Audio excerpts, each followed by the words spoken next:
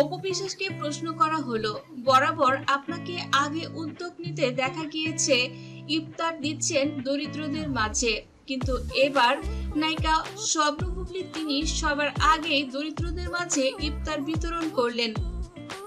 আপনার কি এ ধরনের কোনো ইফতার বিতরণের পরিকল্পনা এবার রয়েছে কিনা? অপু বিশ্বাস বলেন, দেখুন, বরাবরই আমি সামাজিক কাজকর্ম করতে ভীষণ আনন্দ পাই। অপু বিশ্বাস বলেন, খুব দ্রুতই আমরা ইফতার এবং ঈদের উপহার বিতরণ করব দরিদ্র শিশুদের মাঝে এবং বেশ কিছু দরিদ্র পরিবারে। অপু বিশ্বাসকে প্রশ্ন করা হয়, এবার তো একটি ট্রেন্ড চালু হয়েছে, কেউ আগে কোনো কাজ করলে সেই কাজটি আবার দ্বিতীয় জন করলে যে আগে সেই কাজটি করেছে তাকে নাকি কপি করা হচ্ছে।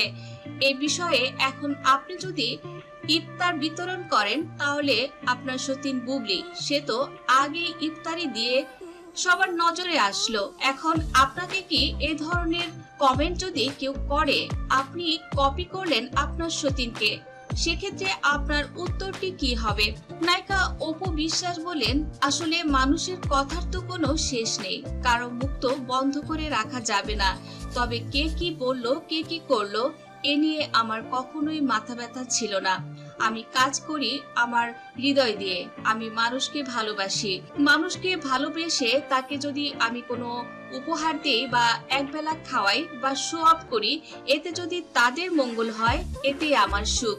কে কি বললো কে কি খোঁটা মারলো আমার এতে কিছুই আসে যায় না।